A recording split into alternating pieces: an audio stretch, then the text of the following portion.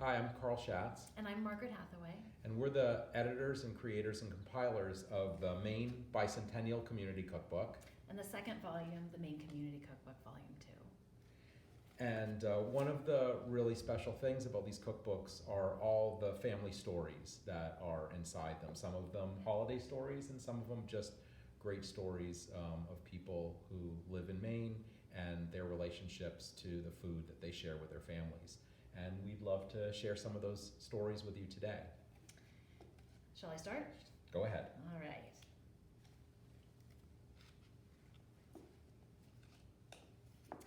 So this is a recipe and story sent in by Victory Glenar of Garland, her Aunt Louisa's homemade donuts. And this is what she has to say. Louise Ernest of Garland was the oldest of the 5 Foss sisters, Louise, Barbara, Marty, Ada, and Norma, raised by their widowed father, Roy, in Harmony. My great-aunt Louisa, as my family fondly called her, never missed Christmas and our birthdays. My brother, sister, and I could not wait to receive the metal Maxwell House coffee can, which was always lined with wax paper and filled with our chosen favorite treat.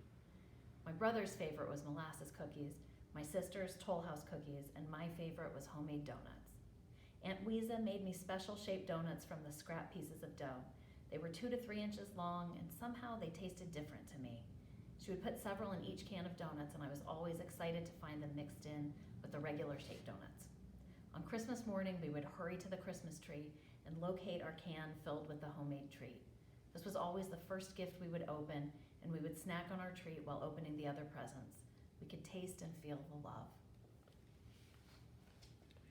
This story about Mom's special whoopie pies comes from Kate Orser from Saco. Growing up in rural northern Maine, in the town of Fort Fairfield, we worked picking potatoes during harvest. My parents both worked full-time, 40-plus long, hard hours, trying to provide for 6 children.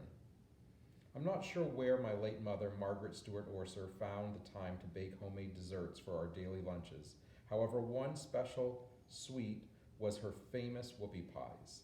Each day, she packed our lunches in a shoebox, each one consisting of a mini thermos filled with hot chocolate, peanut butter sandwich, apple, and the best part, a waxed paper individually wrapped whoopie pie or some other home-baked dessert. Sometimes our father would drive out to the potato field on his lunch break to deliver a forgotten shoebox lunch, where we looked forward to our home-baked surprise. The rest of the field workers tried to trade their store-bought desserts for our homemade, but there was no chance of us giving up Mom's precious goods. It was less expensive for home-baked desserts, feeding 6 kids, and created more work, but they were filled with lots of love and care that we will cherish forever. Our family has precious memories of our mother's delicious homemade desserts. We have managed to continue her legacy to other generations by still baking her mouth-watering sweet treats during holidays and gatherings. Thanks, Mom, for all your hard work and loving, caring efforts. We cherish your old whoopie pie tin, wishing it was still filled with your loving touch. It will always be a heartwarming reminder of your famous homemade treasures.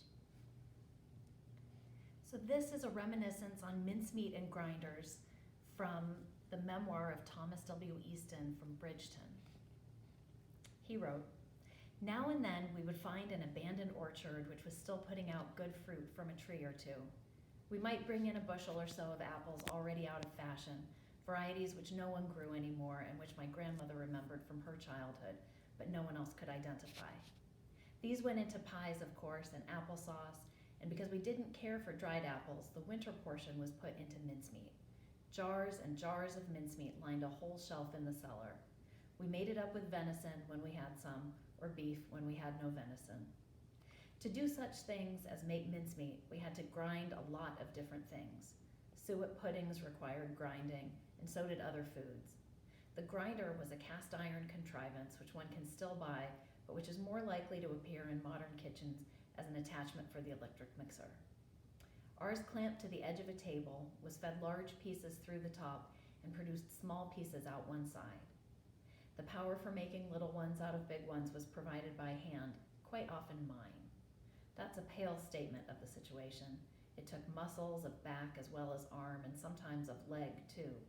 Turning the crank of that machine was hard, and it was tiring, And because the table had a tendency to walk away from the job, it was aggravating as well. One tried to wedge the table into the wall and hold it there by bracing one hip on it. Sometimes that worked. Rita Buckley from Rockport sent us the story about her grandma Shredder's molasses cookies. My grandmother, Alice Lucy Seal, lived 7 houses down the street from us when I was growing up. She lived to be 100 years old. Her cookie jar was never empty. Whenever we ran away from home, which was always to Grandma's, or just visited her, we were treated with molasses cookies. This molasses cookie recipe was her mother's, my great-grandmother Shredder. One time, my grandmother accidentally used salt instead of sugar to press the cookies down. Rather than destroy the cookies, she tried to hide the offense with chocolate frosting. It didn't work. But oh, how we loved these cookies.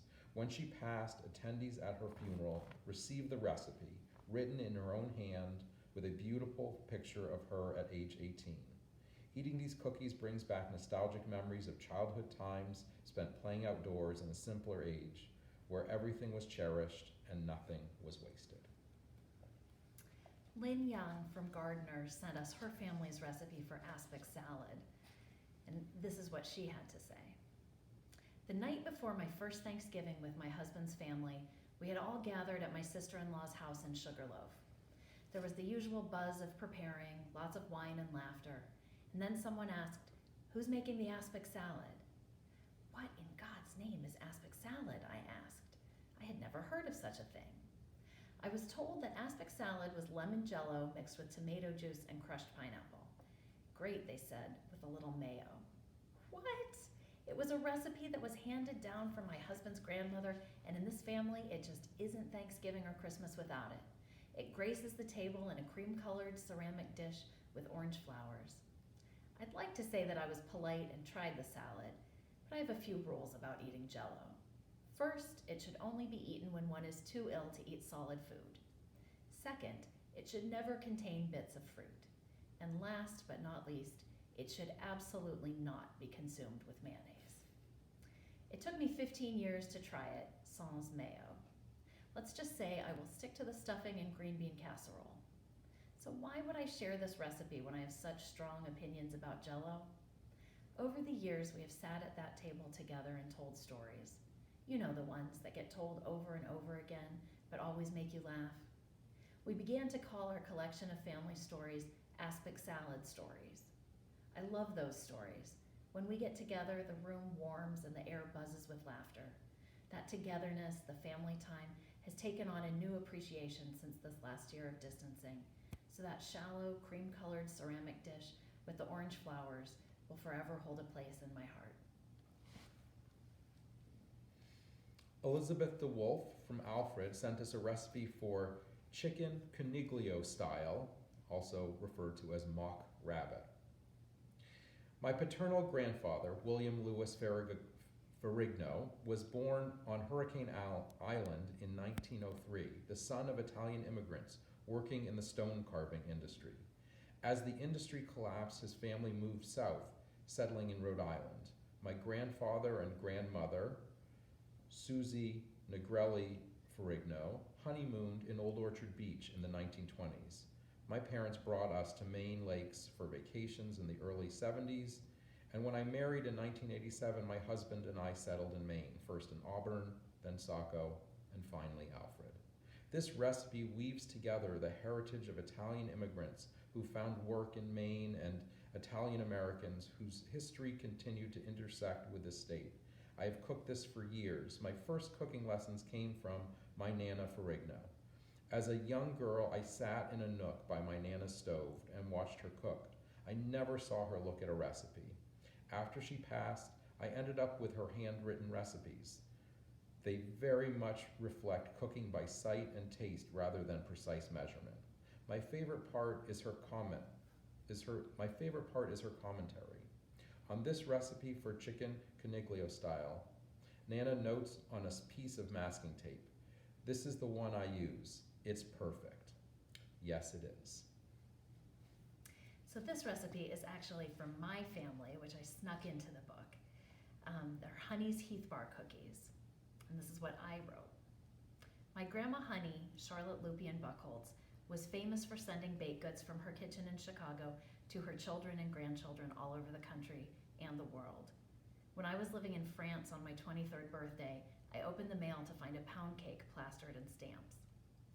Well before Christmas, she would send tins of cookies to all of us, and after Honey passed, I kept the tradition going. Now, with my daughters Charlotte, Beatrice, and Sadie, I pull out pages of recipes in Honey's handwriting and get to work each December. We rarely get them in the mail as promptly as Honey did, but my aunts, uncle, and cousins know to watch for a box from Maine. And this recipe comes from Lisa Millamette in Camden, and it's called Shrimp Wiggle from the 1940s. This recipe is from my grandmother, Lulu Augusta Gray Gingris's recipe box, brown with age, the index cards now sepia, its recipes retro to say the least, many of them centered on seafood, reflecting her connection to the great Gulf of Maine in Massachusetts and here. She did not come from Maine, but she had a strong connection, visiting a friend in Damerscotta every year, driving up in her Nash Rambler with a seat that turned into a bed. She was New England through and through, served salmon and peas on the 4th of July, and finnan haddie that reflected her Scottish heritage, whether we wanted it or not. And she loved Maine. She was the first woman in her hometown to get her license, notoriously doing so to chase down my devastatingly handsome and French grandfather. I'm thankful she was so successful. Driving around Maine and Massachusetts in the beginning of the 20th century was certainly a pioneering move, as was her relationship to the typewriter, which enabled her, with only an 8th grade education, to support her family after her father's death. An inroad to her long and committed work life. Some of the recipes are typed, but mostly they are written in her disciplined and Victorian script, which annually she would bribe me to practice with a $5 bill. I still have one. Born in 1886, she was always dressed beautifully, an ever-present blue costume jewelry pin on her blouse or jacket, always with gloves and a netted hat, and a hanky that smelled of flowers in the purse with the snapping clasp I can still hear. She was the rock and center of our family, guiding her daughters and then her grandsons to expertise in music. One of them became a professional musician, and she made me the grandmother I am today. It was all because of her, my Nana, who always said it was her brothers who got the looks, but she got the spunk and the unwavering focus on family, never missing a beat even after her husband's death. She continues to speak to me from these recipes, ones I will lovingly hand down to my grandchildren. And this last recipe came from Taylor Bickford in Portland, Frida Berry's chocolate snacking cake. This is what Taylor had to say. I grew up in a family with a long history of women who baked, and baked well. But it wasn't just a product of the times. They weren't baking because that's what women did. Their baking was the most direct representation of their love. The Kendrick women weren't outspoken about their love, nor were they very physical, showering you with hugs and kisses. Now they would say that these women possessed the love language of giving gifts. Holidays, birthdays, happy times, sad times, or just because they were thinking of you, a Kendrick woman would bring you a fresh baked good. You knew if you were on the receiving end of my mom's Christmas baking, you were someone near and dear to her. Growing up, this chocolate cake, passed down through generations of Kendrick women, was baked for me more times than I can count. When I was young, I considered it just my mom making food. As I grew up and began baking myself, learning firsthand the joyous labor that went into baking, I understood this chocolate cake was my mom's love in bite-sized, easily digestible form. As an adult, I look back fondly at all the desserts my mom baked and recreate them for those I love, knowing the generations of love baked into every recipe card. This cake is just chocolatey enough to satisfy your sweet tooth, not rich enough to not be able to have more than one piece. The perfect balance of moist but airy, makes enough to be shared, and shares the love of the person who baked it. So these stories and the recipes that go with them and many, many more can be found in these books, the Maine Bicentennial Community Cookbook and Maine Community Cookbook Volume 2. And we hope that you've enjoyed the stories today, and we hope that you'll find the books and make some recipes. And whatever you do, thanks for being part of our community. And Merry Christmas. And happy holidays.